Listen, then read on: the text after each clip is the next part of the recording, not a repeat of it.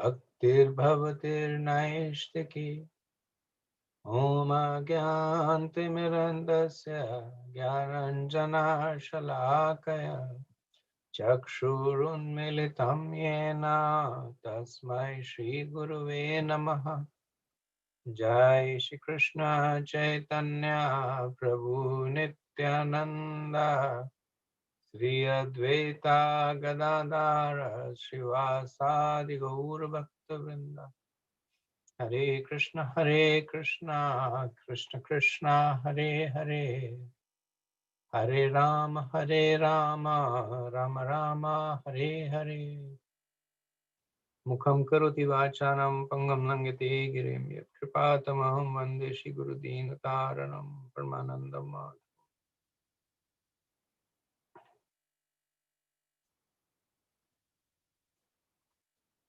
We were discussing the 20th chapter of the third canto, the conversation between Maitreya and Vidur, which begins with a set of questions from Maitreya to Vidur. Actually, it begins with questions from the sages to Sutta Goswami, the glorification of Sutta Goswami. Then the focus turns to the conversation between Maitreya and Vidur. And Vidur brings the line of questioning back to the process of universal creation. So while they were talking of universal creation, Maitreya was also reciting the pastime of Lord Vara, and at the conclusion of the pastime, Maitreya now brings again, Vidur now brings Maitreya's attention back to the original question of the creation. So in responding to that question, Maitreya quickly recaps the what he has spoken earlier in the which has been described in the earlier part of the canto, starting from around the 5th chapter, the primary creation. Secondary creation has also been spoken, but he'll speak about it here in further details. So after having spoken of Sarga, he is now commencing conversation about Visarga. So we'll resume from verse 18 of the second chapter of the 20th chapter, third canto.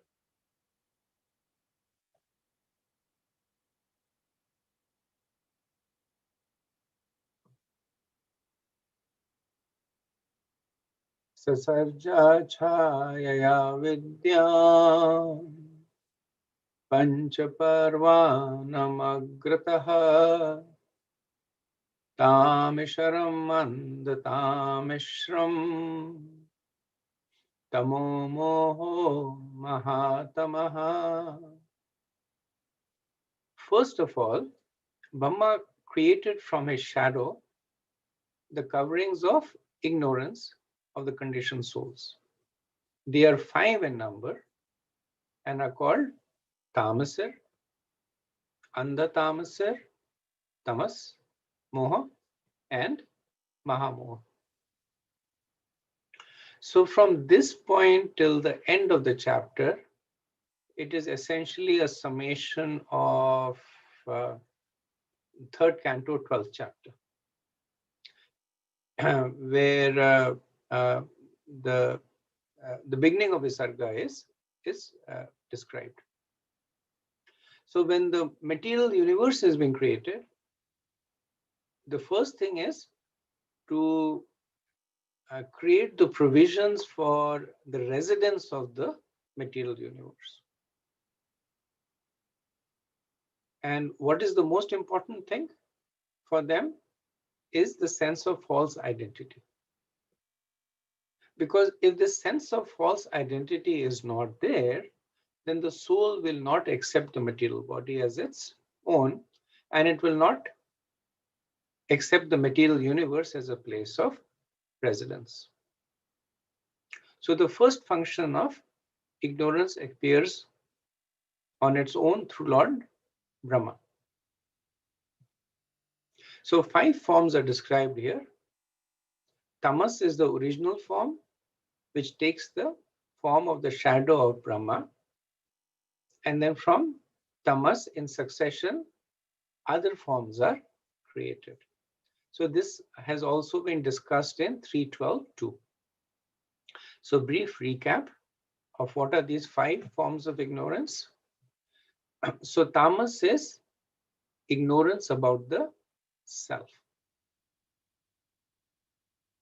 Vidur, at another place, he says that only 2 kinds of people are happy in this world: the lowest and the highest. The lowest of the fools and the highest of paramansas. The lowest of fools are happy because they're completely covered by tamas. And the paramansas are happy because they're completely uncovered by tamas. So this tamas is also known as avidya. And in Bhagavad Gita, we discuss when Krishna says that if you have to go from the material to the spiritual conception, 2 things need to happen. Right? In Purushottam, in chapter 15, Krishna says 2 things need to happen. He said there is this tree of material attachment, the reflection of the banyan tree, and one needs to cut down that tree with detachment. And after that detachment, one needs to develop attachment to Krishna.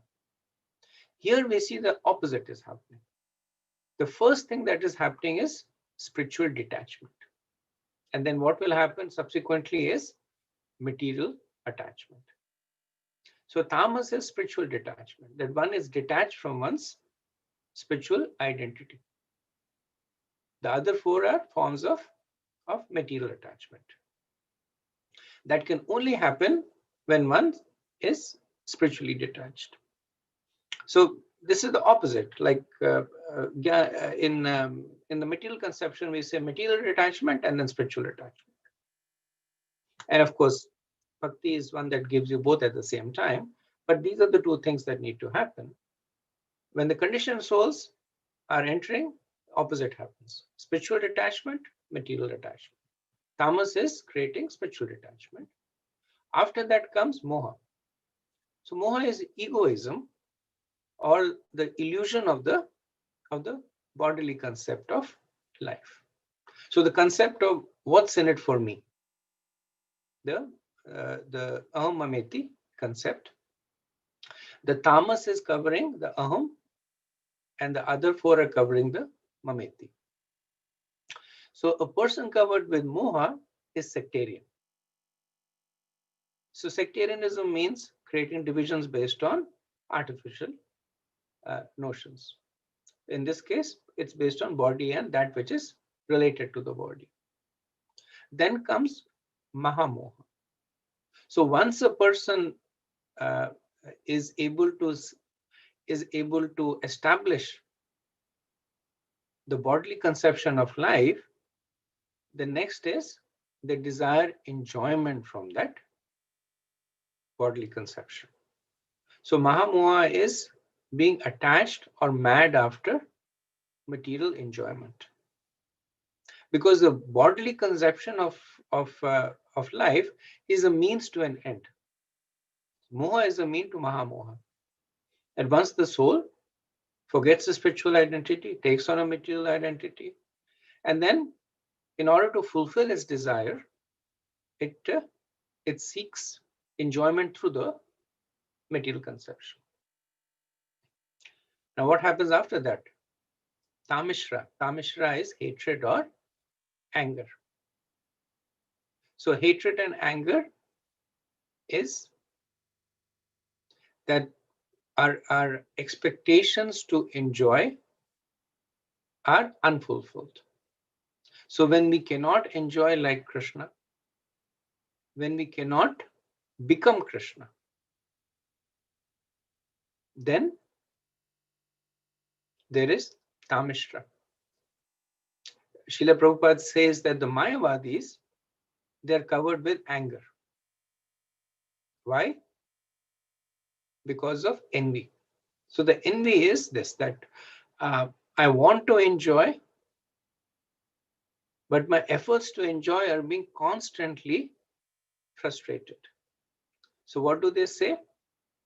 That if there is no enjoyment in the material world, there cannot be any enjoyment in the spiritual world.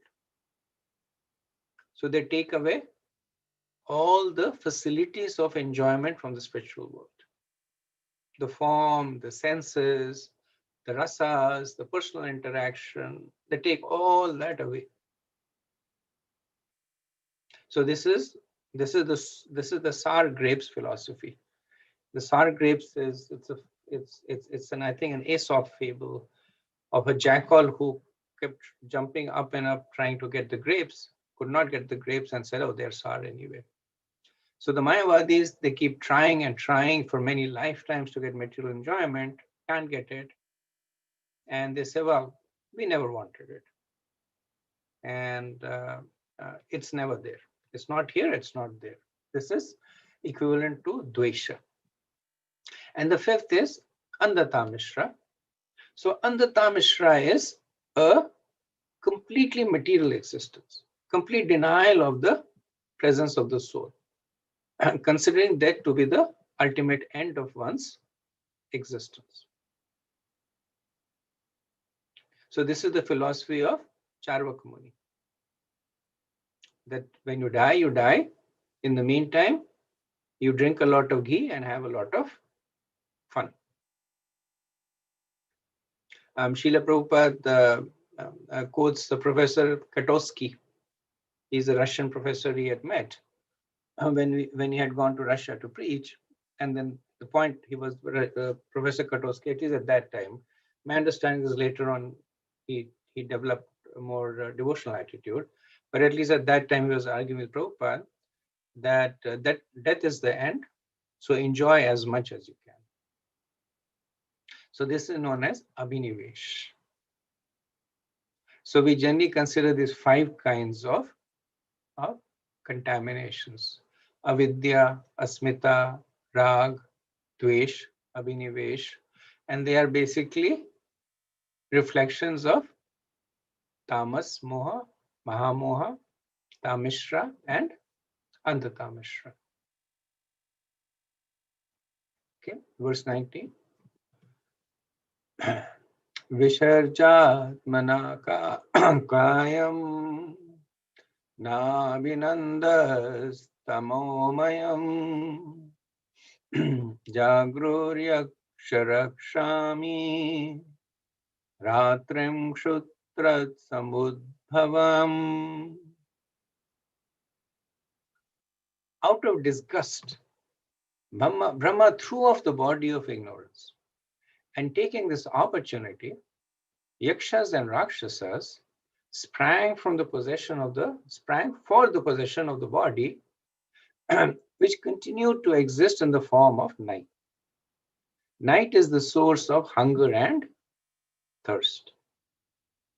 So we'll see this theme repeating of Brahma throwing off his body. So we'll see 2 things happening. That we'll see a cadence of good and bad. The Brahma will create something good, then something bad, something good, something bad. But in all the cases, he gives up his body. And the Acharyas explain that when it says that Brahma gives up the body, what it means is that he's giving up the mentality that was dominant at that time of creation. So Vishwanath Chakravarti says that Brahma lives for 100 years. So he's not going to die. So generally when we say give up the body, at least in a material context, we say the person dies. But here, what it means is that Brahma is giving up that subtle mentality.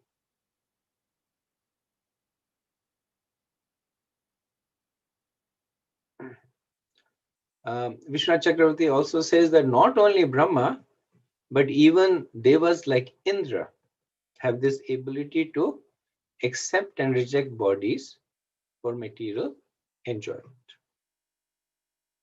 So the reason this is called Brahma giving up the body is because Brahma's body is considered to be subtle.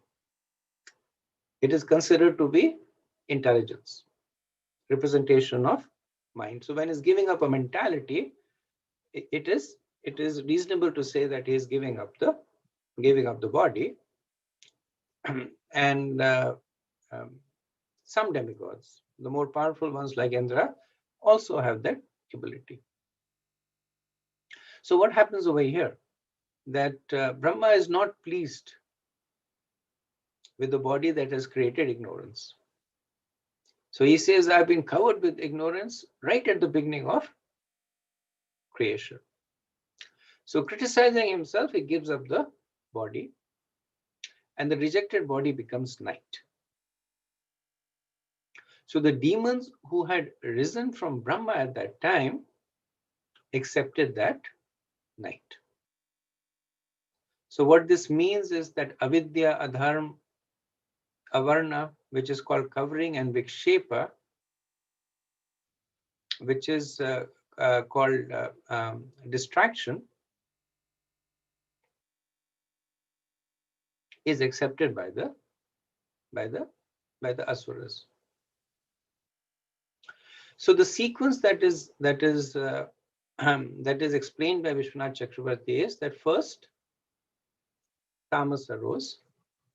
From tamas, anger and the rest of the mentality arising from tamas appeared in the mind of Brahma. From that, the yakshas and the rakshasas appeared.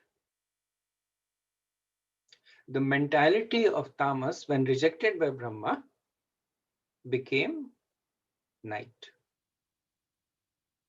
And then it says that the night produces hunger and thirst. So hunger and thirst is a synonym for desires. So this tamasic mentality, it produces unlimited desires, and this was predominantly accepted by the yakshas and the rakshasas. Okay, next verse. Shuktridyam upashrataste tam jagdum abhivudruvaha maraksha nam jakshadvam ityuchakshutradarditaha. Overpowered by hunger and thirst, they ran to devour Brahma from all sides and cried, "Spare him not, eat him up." The Prabhupada says they ran after him saying, "Ma rakshatanam jakshadva." So those who said, "Ma rakshatanam." So raksha means to protect. Ma is no. So Ma rakshatanam, don't protect them, they became rakshasas. And those who said, "Ma jakshadvam," so eat him, they became yakshas. And Prabhupada is an interesting observation that in certain civilizations, they say certain uncivilized men take pleasure in killing their own grandfather and holding a love feast by roasting the bodies. It's some kind of cannibalism that is practiced in some tribes. Okay. Verse 21. Devastanaha sambigno mamam jakshadrakshata ahomiya ksarakshamsi prajayuyam bhabuvitaha. Brahma, the head of the demigods, full of anxiety, asked them, "Do not eat me, but protect me. You are born from me and have become my sons.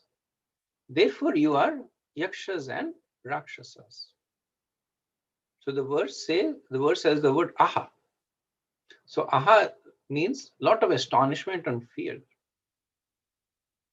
That why is it that those who are my own sons are running to me, saying that do not protect me and eat me.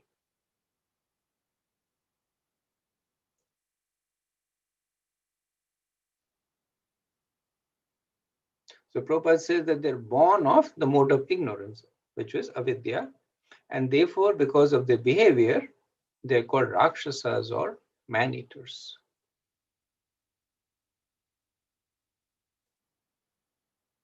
(22) Devata prabhayaya divyam pramokato shruja teharshur devayanto Vishwastam tam pravamaha.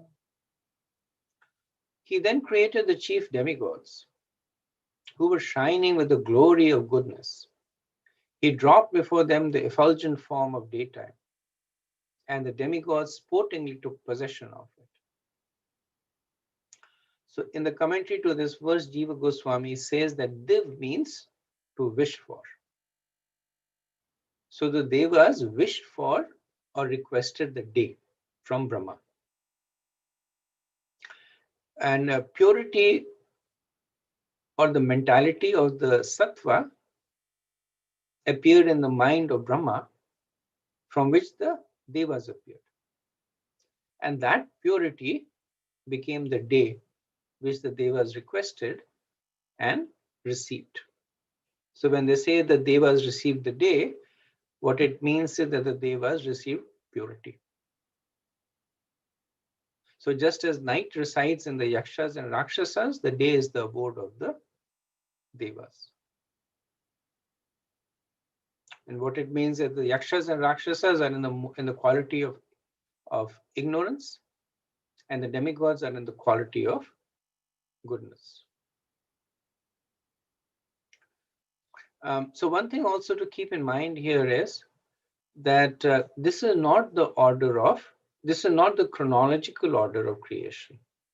This is more of a summary review. And but overall, we'll see this cadence of good and bad. That in the previous verse, the yakshas and rakshasas were created.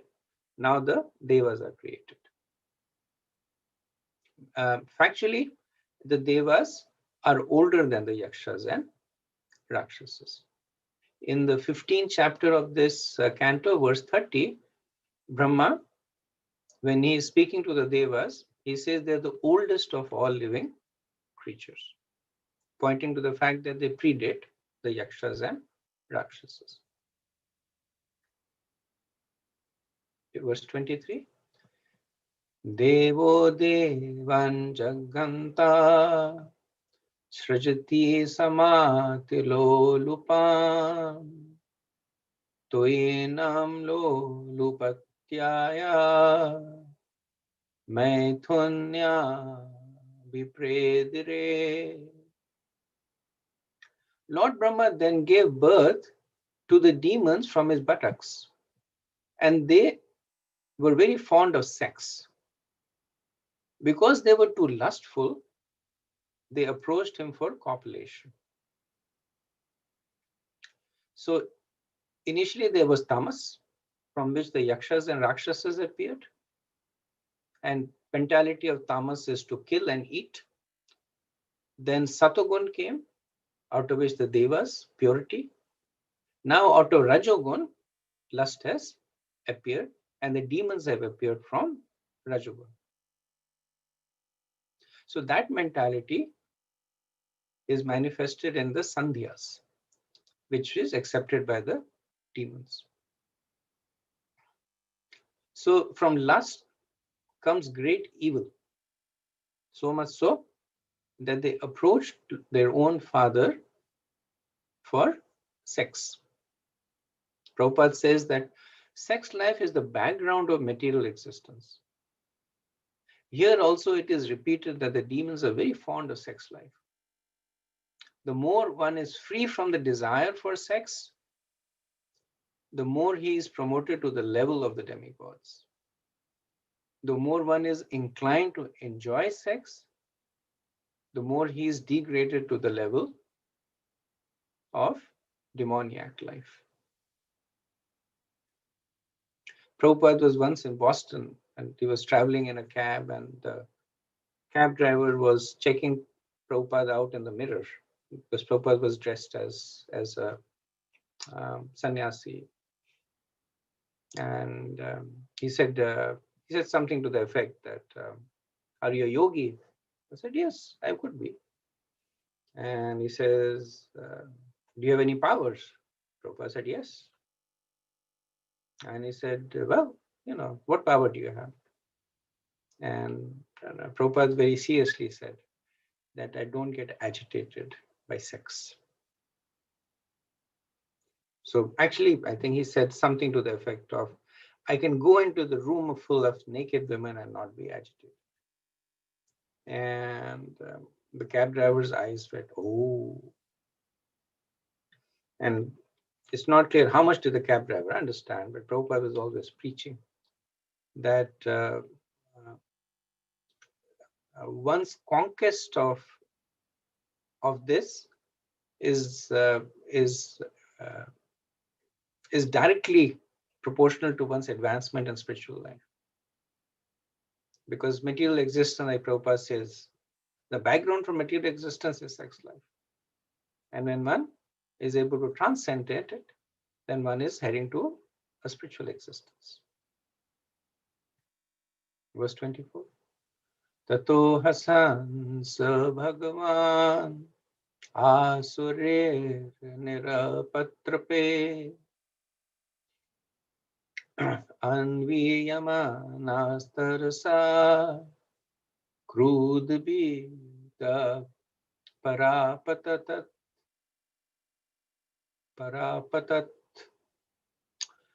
The worshipful Brahma first laughed at their stupidity, but finding the shameless asuras close upon him, he grew indignant. And then in great haste, he ran out of fear.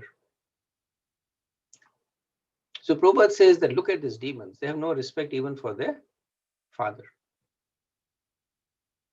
So he says the best course for a saintly father like Brahma is to leave such demoniac sons.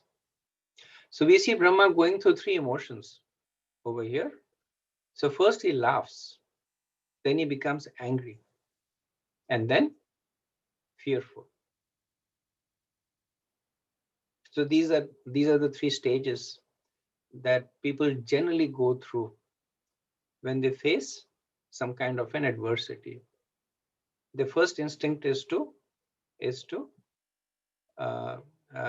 minimize,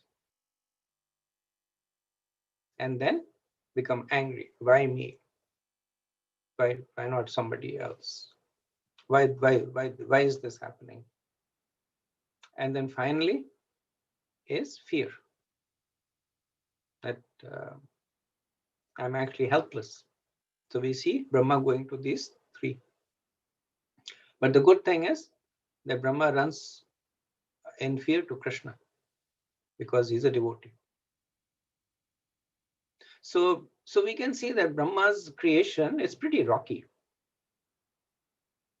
That he created the four Kumars, they disobeyed his order and they said, sorry, we won't do what you want.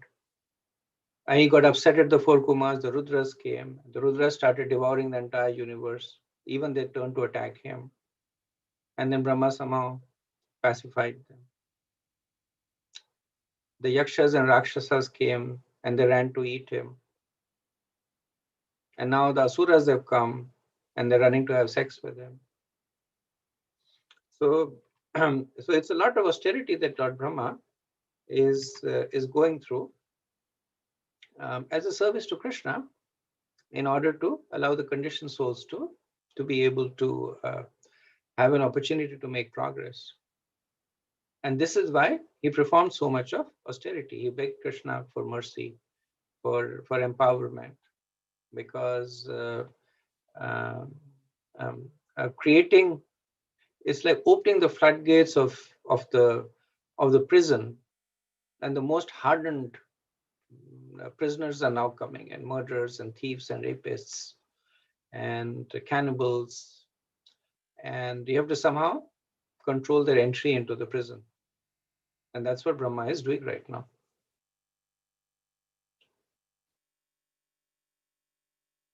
Next verse. Sa upavrajya varadam prapannati haram harim anugraya bhaktanam anurupam tadarshanam. He approached the personality of Godhead who bestows all boons and who dispels the agony of his devotees, and of those who take shelter of his lotus feet.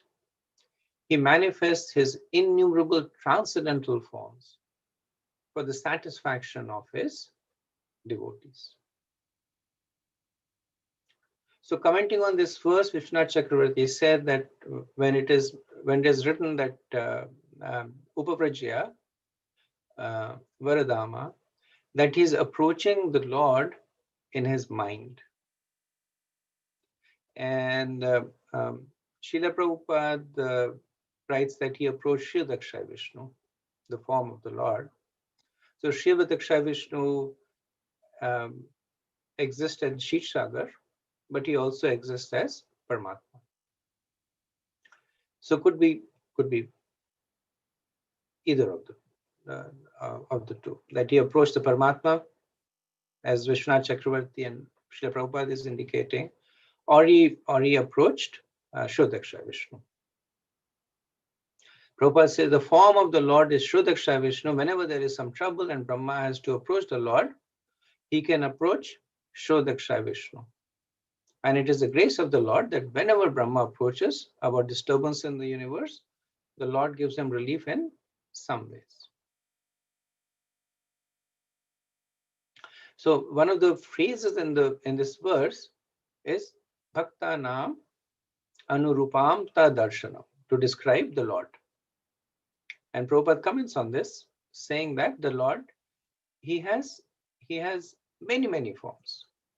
So Bhakta Nam Anurupamta. So this means that the Lord appeared in a form according to the desire of the devotee. Darshanam means that he appeared, or he gave audience. Bhakta Ram Anu Rupam Atma. So in the Bhagavatam, it is mentioned that the Lord has countless incarnations, like the waves in a sea, and a devotee, because of their spiritual desires, they become attached to a particular form, which is Bhakta Nam Anu Rupatma Darshanam. That is that form that the Lord will then reciprocate to him. So just like we have discussed the Vara incarnation. So these are eternal forms of the Lord that are being eternally worshipped. So while the Vara pastime over here has been completed, it is going on in some other universe. And when it finishes over there, it goes on in some other universe. So for the Devas, the form of Narayan is considered to be the most pleasing. So it's a little bit of an aside that the difference between the mood of the Vaikuntavasis and the mood of the Vrajvasis is that the Vaikuntavasis, they're attracted to the form of Narayan. So the Lord reciprocates by displaying the most beautiful, attractive form of Narayan. much, much more beautiful than the goddess of fortune. In Vrindavan, the devotees are attracted to Radharani. And Krishna reciprocates by the fact that Srimati Radharani is so beautiful that she bewilders Krishna also. So this is Bhaktanam Anurupatma Darshanam. So Srila Prabhupada would give this instruction to the pujaris who would dress the deities, that make sure that Radharani is more beautiful than Krishna when you do the dressing. And then you can be assured that Krishna will not leave, because he'll be so attracted to Radharani that he will not want to go anywhere else. That's the mood of Brajvasis. Verse 26. Pahi mam paramatmataste preshane nasrajam prajaha taimaya vihitam papa upakramanti mam prabhu. Lord Brahma said, approaching the Lord, addressed him thus: My Lord, please protect me from these sinful demons who were created by me under your order. They are infuriated by an appetite for sex and have come to answer and have come to attack me.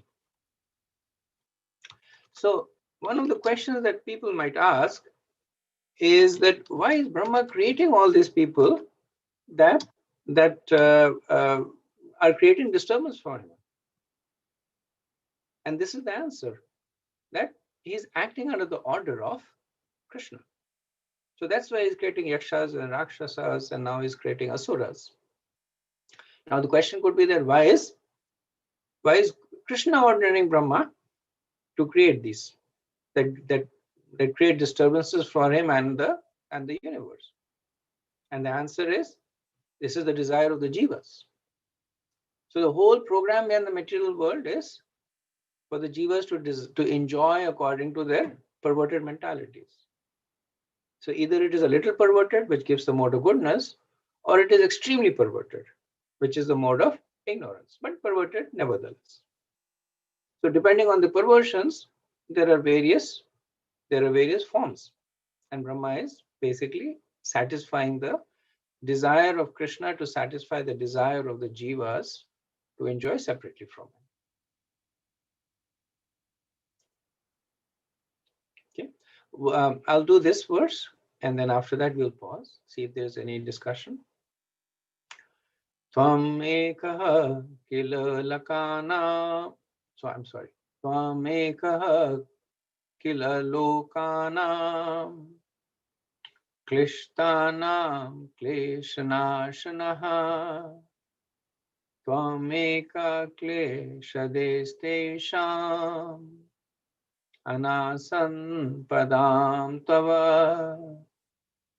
My Lord, you are the only one capable of ending the affliction of the distressed and inflicting agony on those who never resort to your feet.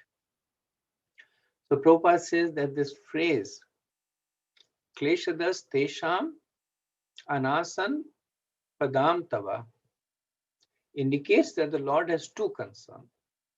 First is that he gives protection to those who take shelter, and the second, he gives trouble to those who are inimical to him. Paritranaya sadhuna vinashaya cha dushkatam. So in order to do the latter, Maya is there. Maya is Krishna does not actively get involved in afflicting agony. They're quite capable of doing it themselves. Krishna gives Maya as the agency for them to make it happen. So Brahma says here that you're the protector of the surrendered souls. Therefore, I am surrendering to your lotus feet. Now, please protect me. And what is the mood of Brahma's surrender? He says, Tvam eka, that you alone. So to indicate that this nature of being affectionate to devotees and causing disturbances for the non-devotees, only the Lord has that nature, because he is transcendental to the modes. And only the Lord has the ability to give complete protection. Tvameka, nobody else. So this is reciprocating to Krishna, says Mamekam Sharanam. That only surrender unto me. Why? Because Tvameka, that you are the only one who can give protection. Those who do not get this protection, they're constantly suffering from kal, karma, and kleshas. And when one takes shelter, then these sufferings are destroyed. Which means that the devotees of the Lord are not subject to kal, karma, and kleshas. Which means that Krishna does not treat all the jivas equally. If he did, he would not discriminate. But Krishna does not hide his partiality. So he openly declares in the 9th chapter, Samom Sabhuteshu Name Dveshasti Na Priya. Ye bhajati te mam bhaktya mateteshu tamyam. That even though I am the same, I am still partial to my devotee. So Prabhupada is basically preaching that what this means is that Krishna is the only one who can give protection. Krishna gives protection to those who take shelter of him. And the only course for the jivas that is available, only one course for the jivas that is available is to take shelter. And for everyone who does not take shelter, kal, klesh, and karma will inevitably accrue. Synopsis of the whole process of spirituality. It's also interesting to note that initially Brahma has been attacked by the Rudras, then by the Yakshasas, and then by the Rakshasas. But he did not go to Krishna for help. But now, for the protection from Asuras, he takes shelter of the Lord. So the Asuras are running after him in sexual desire. So it indicates in a negative way the potency of sexual desire. That unless one takes shelter of the Lord, one will not be protected of this. Other forms, Brahma is a powerful person. He was upset, but he was able to control them. So the jiva can develop potency, power to withstand the other forms of attacks that are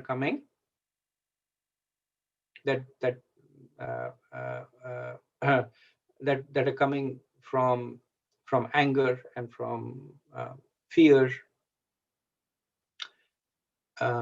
unquenched appetite, but sexual desire, difficult to control on your own unless you take shelter.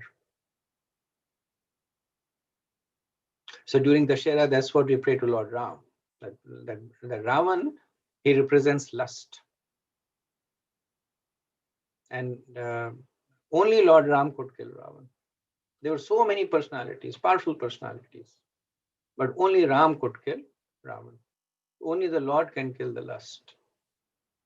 So that's why devotees they take shelter of the Lord to control this desire. Okay, let me pause here and see if we have any discussion.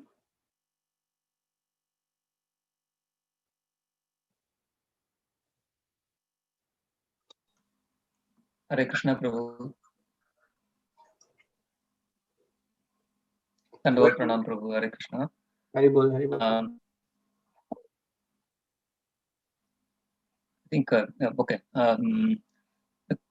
When you're talking about Lord Brahma giving up the tamasic gunam, tamas, and then the yakshas and rakshasas came out and they were after him. They said, "Do not spare him, eat him." So just it reminded me that when we want to give up our ignorance, we get attacked by even more of the same. In the sense, it becomes even more challenging when we want to give up such qualities, such ignorant qualities. I was thinking, I was just comparing that incidents with our own conditions. So can you comment on that, or is it something that makes sense? I can definitely see where you're coming from. Yeah, when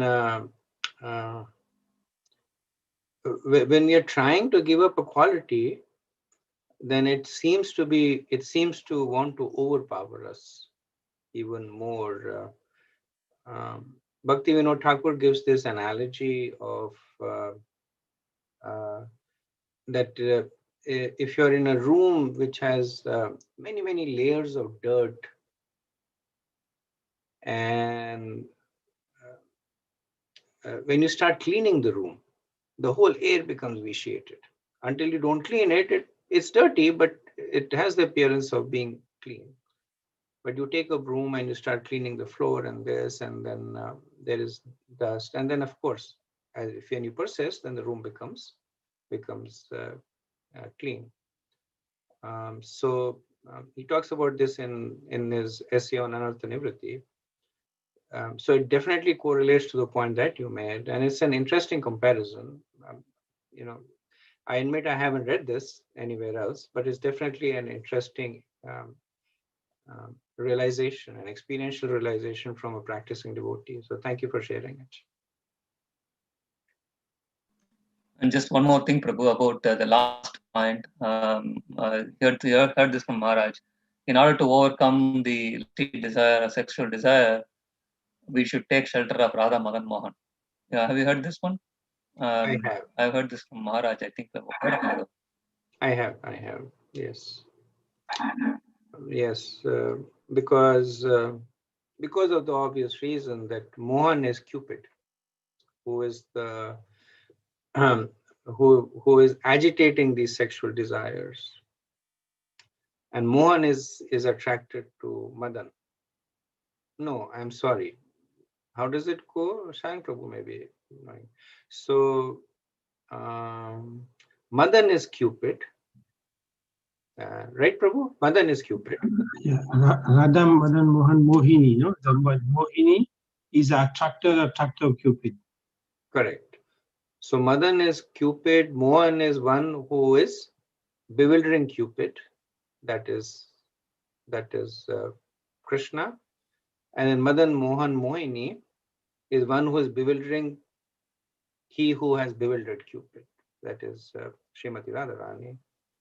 But yes, I have, and because the deities in our temple are Radha Madan Mohan, I have heard this more than once in discussions from sannyasis and senior devotees at the temple.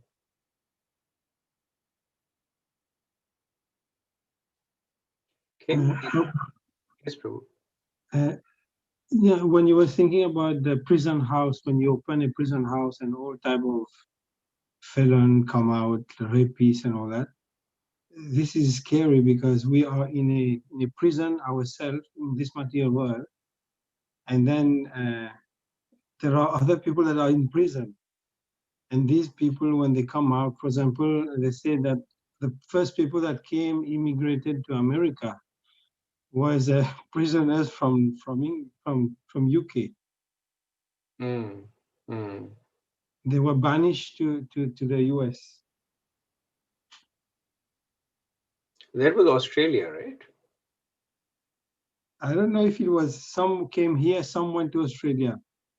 I see. I see. But I agree with you. It's definitely scary, and we are also scary, right? Because we are part of those prisoners. And in a sense, we are Polish Rakshasal ourselves. We also, yeah, we are also coming aboard that ship and scaring the people. So Because we are descendant from them, no? yes, yes, Most probably. yeah, yeah. It gives us a sense of should give us a sense of humility.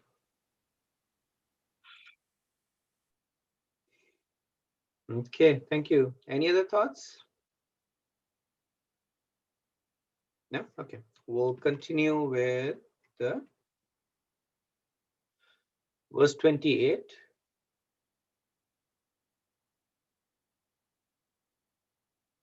Suvadharayasya viviktadhyatmana darshanah vimunchatma tanum ghoram ityayukta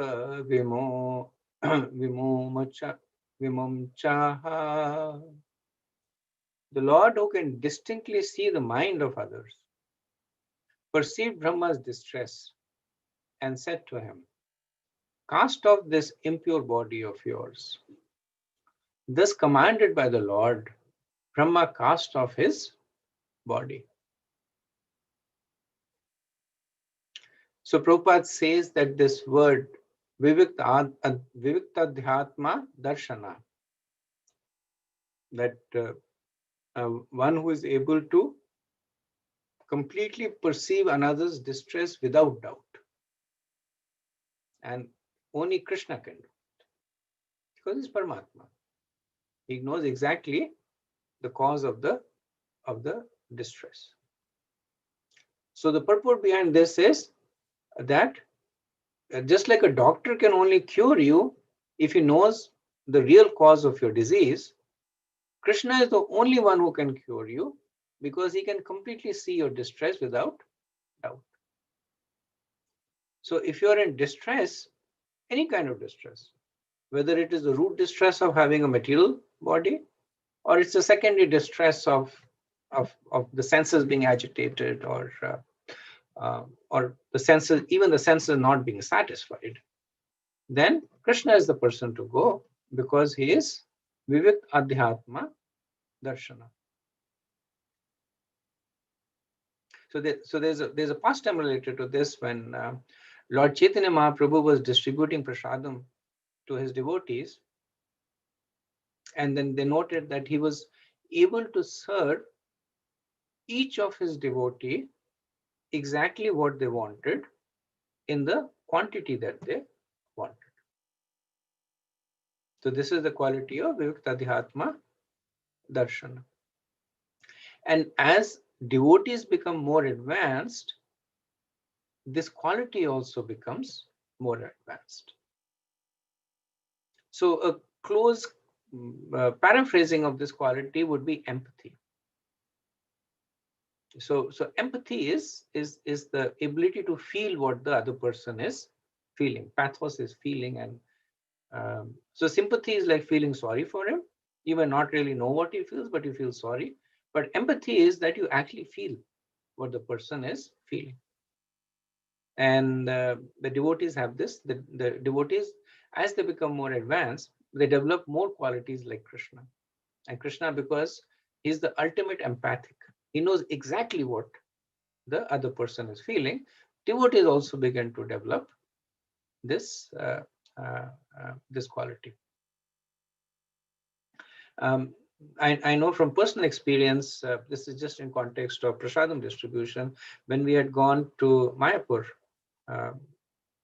this is maybe 15 years ago, and in the parikrama there, we went to the Mamgachi temple, and there are there's a priest over there who's passed away now, but even then he was very, very old, in his 80s, completely hunched over.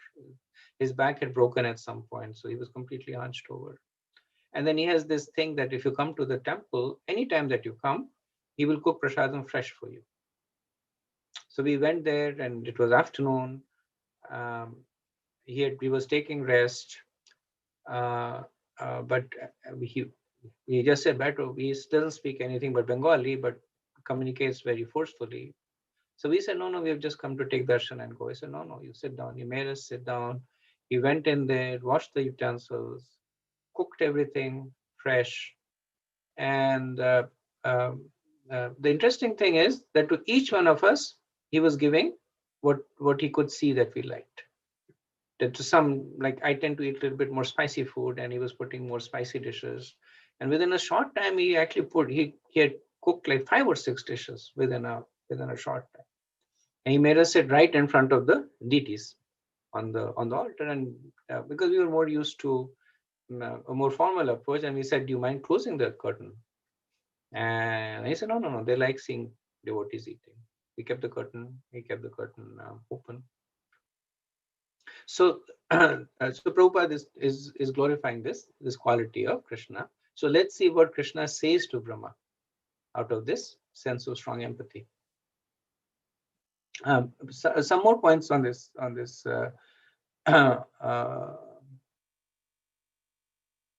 Yeah, more of this. This Prabhupada's purport. Verse 29. Tam kavana charana tam kavana charanam bhojam madvihva lalochana kanchi kala pavillasa dukula chanarodhasam. The body given up by Brahma took the form of the evening twilight, when the day and night meet. A time which kindles passion. The asuras, who are passionate by nature, dominated as they are by this element of rajas, took it for a damsel, whose lotus feet resounded with the tinkling of anklets, whose eyes were wide with intoxication, and whose hips were covered by fine cloth, over which shone a girdle. So this particular body of Lord Brahma that embodies sex desire appeared as twilight. So in the chapter Pregnancy of Diti, we had also seen Diti's strong desire, when she speaks to Kashyap, saying, "I've been afflicted by desire." And because this time is predominated, Kashyap says that it's an inauspicious time. So here the reason is given that twilight is represented by the asuras. So in 9 verses from 29 to 38, there is a description of this woman. So it said that the demons dominated by the element of rajas took it for a damsel.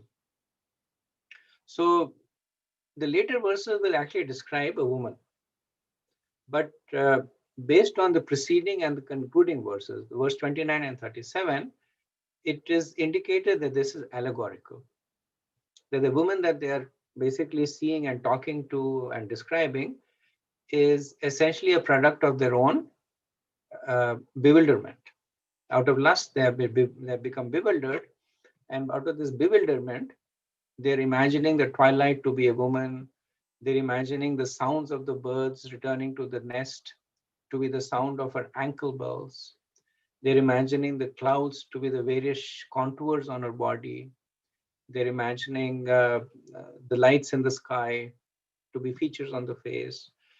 So it's just like, because when the person is so completely absorbed and infatuated by it, then they see that aspect everywhere else. And the asuras, they're so completely absorbed in lust that and lust in the form of attraction to women, they're basically in everything around them, they will be seeing the same. Verse 30.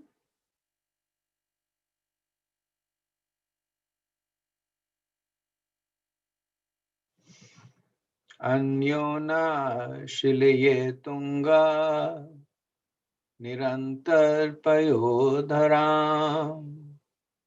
sunasam sudvijam snigdha asalila valokanam.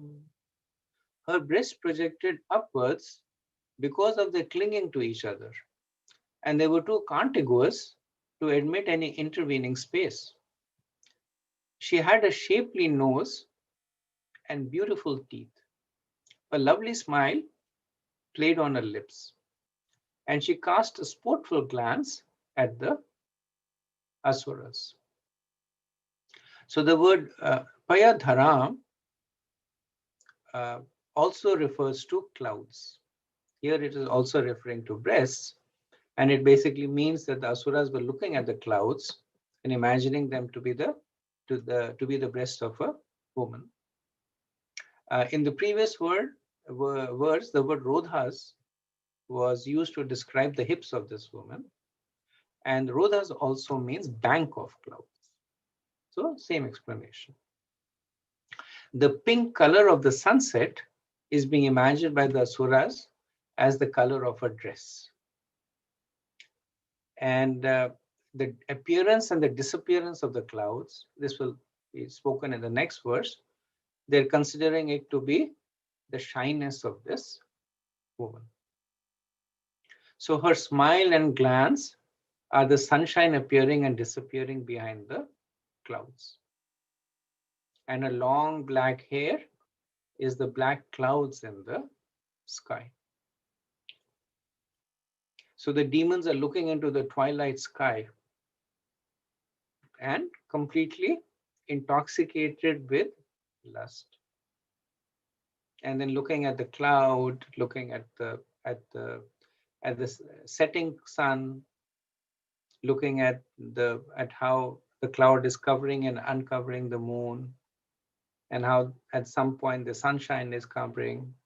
At some place in the sky there is a string of black clouds, and they're putting it all together in their mind and considering it to be a woman. Not only that, and this we'll see in the next verse, that they will consider it to be a woman who is actually appealing to them for enjoyment.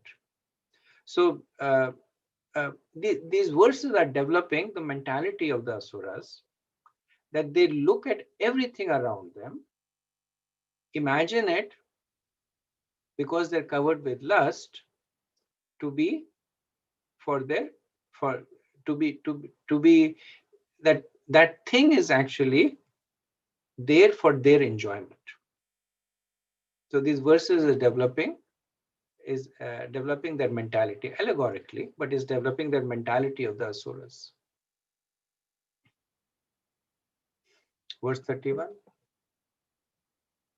Guhantim vridyatmana Nilala varuthinim Upalabhya suradharma Sarve samo mohostriyam. Adorned with dark tresses, she hid herself as if out of shyness. Upon seeing that girl, the asuras were all infatuated with an appetite for sex. So this is talking about the effect of all this, that they projected their own vitiated mentality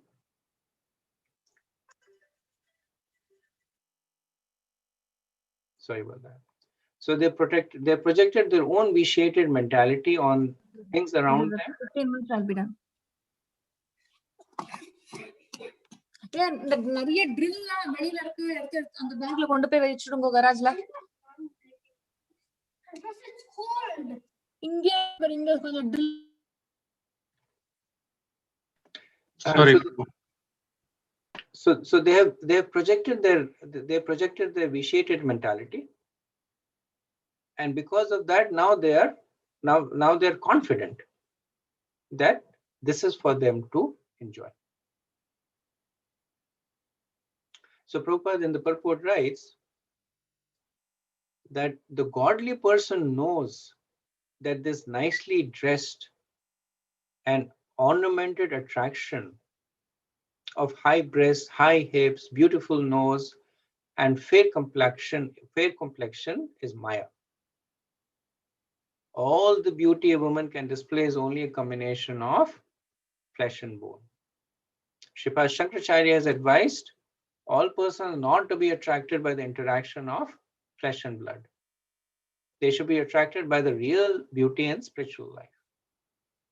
The real beauty is Krishna and Radha. One who is attracted by the beauty of Radha and Krishna cannot be attracted by the false beauty of the material world.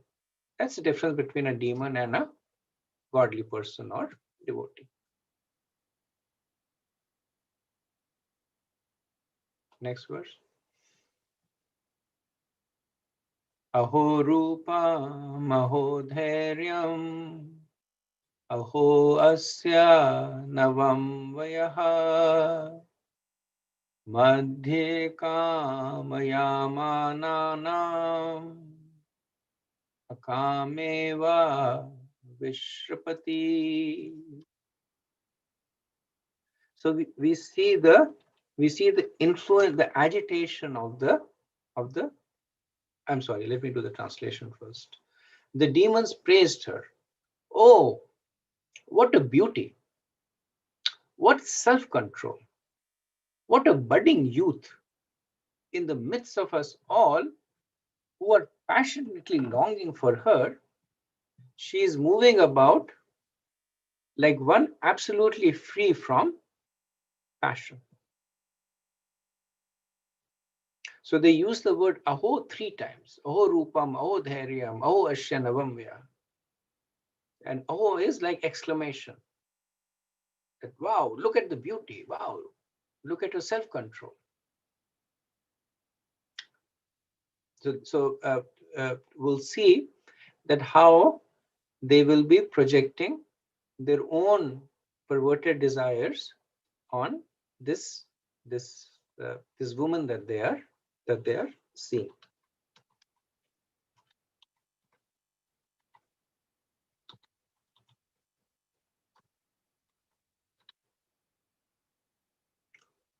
Verse 33. Vitrakyant bahuda tam sandhyam pramodakritam abhisambhavya vishrambha prayaprachan kumedesha. Indulging in various speculation about the evening twilight, which appeared to them endowed with the form of a young woman, the wicked-minded asuras treated her with respect and fondly spoke to her as follows. So previous verse, they had glorified her 3 times. What beauty, what self-control. And how she is moving around completely free from passion. Now they will continue to glorify her. They speak with abhisambhavya. Abhisambhavya means great respect. And again, more than so one should understand that more than the demons, this is a description of the demoniac mentality. So a person in this mentality, when they're lusting after a woman for sexual union, then they will treat her with a lot of respect and glorification. Glorify all the aspects, treat her with a lot of lot of respect. But once the desire is satiated, then everything goes away. So that mentality of falsely appreciating qualities of a woman, glorifying the woman just for the sake of sexual congress, is considered to be kumedesha. Kumedesha is wicked minded. So what are the internal thoughts? So they're speculating vitarkayantaha. So they're speculating that is she attracted to us or not. So they were indulging in various speculations, bahuda vitarkayanta. So these are the kind of thoughts that they are speculating on. That just as we are attracted to her, is she attracted to us or not? Is this a chaste woman or a woman of loose character? All this they are speculating because it will determine their ability to enjoy with this woman. Verse 34. Kasi kasya siramboro kovartaste atra bhamini rupdravena panyena durbhaga no vibhadase. Who are you, O pretty girl? Whose wife or daughter are you? And what can be the object of your appearing before us? Why do you tantalize us, unfortunate as we are, with the priceless commodity of your beauty? Further glimpse, this verse gives further glimpse of a demoniac mentality, specifically in the context of a woman. So what are they calling her? They are saying Dravina Panyena. Dravina Panyena means priceless commodity. They say your roop, your beauty is Dravina Panyena. So dravya is something that is bought or sold, something material that is bought or sold. So they're considering the beauty of the woman to be Dravina Panyena. That what would it take for me to buy you? That so one who is demoniac, they consider all women to be like prostitutes. That what will it take for me to buy her or sell her? So they inquire, Kaasi Kasya. Kaasi Kasya is your husband or father. Why are they inquiring? Who should I go to purchase this? That because you are Dravina Panyena, who do you belong to right now? Where should I go to purchase this? Or from whom do I have to fight to steal you, to satisfy my lust? So just an objectification of women. And then they're saying that Bhamini, that you are the one who's passionate. So instead of taking responsibility for their own deprivations, they are saying that you are the one who's passionate, and you are vibhavdase. You are the one who is tantalizing us. So they are holding her responsible for their own debased qualities. And because they say that it is our right to enjoy you, the fact that we are not able to enjoy you is durbhagan, is one of the greatest misfortune. So what would be the good fortune? If we were able to enjoy you.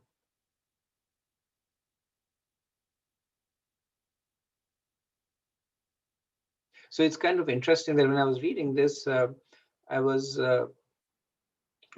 thinking about this famous or infamous Nirbhaya rape case in Delhi. I'm from Delhi originally, and this was an interview with one of the person who had participated in that rape, and he was almost speaking the same script. The person who was interviewing them asked him, why did you do it? And she said, and he was saying, well, she was out at this time. She was dressed in a certain manner. She was with a man who was not her husband. So she was obviously asking for it. And all I did was to respond to what she wanted. So that's the Asuric mentality. Prabhupada says that the mentality of the demons is being enamored by the false beauty of this material world expressed herein. So he extrapolates this not specifically to a man and woman, but to a conditioned soul and prakriti. That as conditioned soul, we have the same mentality of thinking that prakriti is there for us to enjoy. She's purchasable. We need to come up with whatever is needed to buy it. After that, it becomes a birthright to enjoy. And the reason that we have the desire to enjoy is because she provides the objects of enjoyment. So that's how at a more intrinsic level, the conditioned soul, they justify their material existence.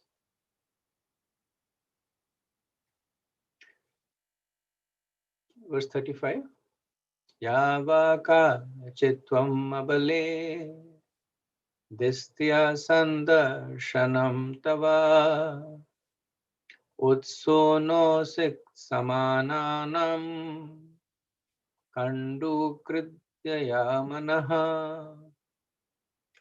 Whosoever you may be, oh beautiful girl, we are fortunate in being able to see you. While playing with the ball, you have agitated the mind of all onlookers. So they're imagining the setting sun to be the ball that this woman is playing with. Prabhupada writes a purport talking about how people arrange performances with women. He talks about women's sports, that people deliberately arrange for some kind of women's sports so that one can see the form of the woman, and it appeals to their subtle sexual mentality. And then he also talks about the so-called yogis who encourage the public to enjoy sex life in different varieties, and at the same time advertise that if one meditates on a certain manufactured mantra, one can become God within 6 months. So Prabhupada does not name, but he is describing Rajneesh, who at that time was very, very popular. He had an ashram based in Pune, and he was very, very popular in promoting this kind of mentality that one can achieve liberation through sex. And then he would give some kind of mantras and say that all manufactured, that this will give you ultimate liberation. And ultimately he came to a very unglorious end. Prabhupada says that in the public wants to be cheated, and then and he says actually then Krishna creates such cheaters. So for everyone who wants to be cheated, there is a cheater. So the whole material world is essentially Krishna's response for the jivas to be desired to be cheated. And then within this material world, there are individual manifestations. Like this person, there are people who want to consider liberation to be cheap, to be commingled with their sexual desires. So there's a person ready to take the money and cheat them. So Prabhupada has a fairly long purport on this, and I'll summarize this. He talks about the fact that the material condition is like a disease state for the soul. And in a disease state, there is restrictions of what you can eat and not eat, what are the activities that you can perform and not perform. So these are analogous to sense enjoyment. So similarly, in the material condition, which is a disease state, there are restrictions on sense enjoyment. Even if one tries to enjoy because of the disease, even within the restriction, Prabhupada says, one tries to enjoy because of the disease, one will not be able to enjoy. Or the enjoyment will be accompanied by even more suffering. So one has a stomach disorder, one can only eat this and not that and very little. So even though the person is eating, but getting no pleasure because with a lot of restrictions, and will also may result in further disorders in the stomach. However, Prabhupada says by following this restriction, one becomes healthy. And then when one is healthy, then one can enjoy without any ramifications to the complete extent. So this is the whole process of the Prabhupada has described. This is the whole process of making spiritual advancement by first submitting to the rules and regulations, understanding before that you're in a disease state. To come out from the disease state, one has to accept rules and regulations. By practicing rules and regulations, one gets gradually purified and then gets ultimately liberated. Prabhupada quotes 551 Bhagavatam. It is stated that Brahma Sakhya, spiritual happiness, is ananta, unending. Foolish creatures are enamored by the beauty of matter and think that the enjoyment it offers is real, but actually it is not enjoyable. He summarizes it with this quote from 5th canto, 5th chapter, verse 1. Okay, let me pause here and see if we have any discussion.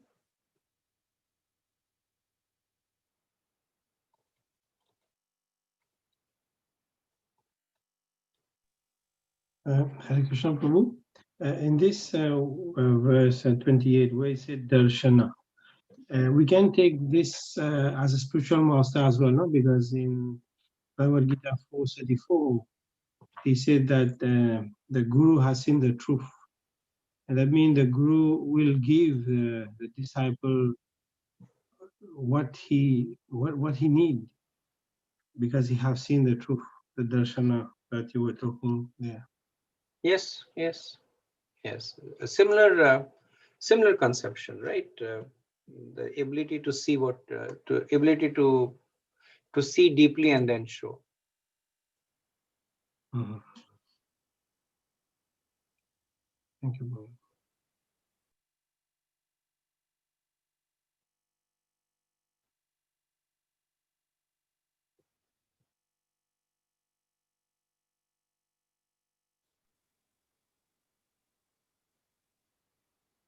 Hare Krishna Prabhu. Haribol Prabhu. Basically the summary is like of this, just a clarification question. Like the state is like a this material condition is in a diseased state, right? So within this diseased state, there are certain restrictions which are there, which are not being followed to a certain extent. So in each one of us, we do have these kind of material condition which is leaning towards this disease state. So the cleansing process is, do we see ourselves as one of these asuras or demonic nature, or do we see ourselves as a devas where we went into that kind of a lust and we are trying to cleanse it? How should we see ourselves? Both, right? Because we were saying that more than persons, this is describing mentalities. So we have asuric mentality, right? If we didn't, we won't be here. We have attraction to matter, attraction to the opposite sex, attraction for unrestricted enjoyment, and then we have divine qualities also. Hopefully, we are taking to the process. The divine qualities are growing stronger and more dominant. And Prabhupada in the purport is encouraging us. He's saying that divine qualities we don't have to cultivate; they're already there.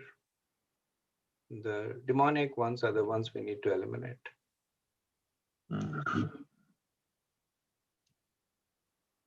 Thank you. Okay. Thank you. In the Prabhu, I was just thinking about Prabhupada's, very many times he says, the Maya always invites us, come and enjoy me. And when you go to enjoy, she will kick you on your face. So I know this set of verses seems that it's we are the one who are seeing the Maya as an enjoying person, and we cannot enjoy her because of our because there is no enjoyment in there. So it's interesting how Prabhupada says, and it correlates with this in this verse, all these verses.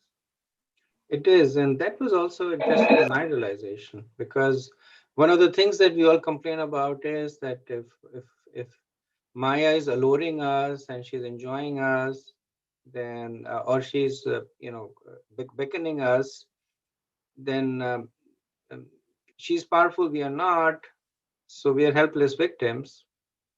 But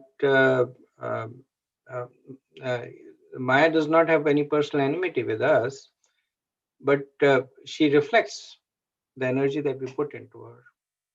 So it's just like this, because this whole analogy is very much focused on illicit understanding of a man-woman relationship. So it's just like there's a beautiful woman walking down the street, and then the man says that she's just there for me. Now she may be walking down the street going to the temple, and she has no understanding of this person's existence also. But because that person has an asuric mentality, he says, well, the reason she's dressed like this, the reason she's beautiful, the reason she's going this way is only because of me. So let me follow her. So that's what we do. We look at the various things that Maya has on exhibition, and we say, oh, this is actually for us. And then we go there, and then we basically have to face the consequences of it.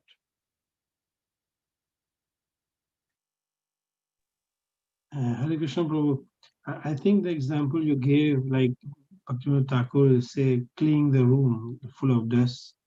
I mean, while you're cleaning, you see that the thing is coming to haunt you more because you're covered with dust. I think this is a very good analogy. That maybe while cleaning, we had to be more careful not to suffocate. Yes, that's pretty close to what he says. That when you go through the stages of anartha nivritti, at least the initial stages, then anarthas that are so ancient that you never even knew existed will appear. I was once attending a seminar given by Burijan Prabhu on anarthas, and he was sharing a conversation between Srila Prabhupada and one of his disciples. So Prabhupada was sitting on his Vyasthan giving a class, and the disciple, genuine disciple, the fact that he was sharing so so honestly with Prabhupada. He says, Prabhupada, I feel like, and I forget what it was, whether he says, I feel like taking the kartal or whatever, but he says, I feel like taking something and beating you on the head with it. And Prabhupada says, that's okay, it'll pass. So, so this is just our, the initial anarthas are the more active ones, but then the more latent dominant ones, the more deeper and subtle ones that are there since time immemorial, that are holding us, they start manifesting. And that time, the need for us to take shelter becomes stronger and stronger. The need for us to be in the association of devotees, chanting strongly becomes stronger and stronger. That's why sometimes we see that devotees, even after practicing for a long time, sometimes they do activities and you're like, why? How could they? What's the process? And ultimately, at a philosophical level, we can understand. Experientially, everybody has their own journey, but at a philosophical level, we can understand that when the need for the shelter was the most, then some of them are not able to get that shelter, and that's when things start going south. But it has happened also that, let's say, some devotees that deviate because of this. We know that this is a test also from Krishna and all that. But then we as devotees, sometimes we reject them. We don't give them support. Even some are banished from coming to the temple. Or I think when they need us more, we reject them.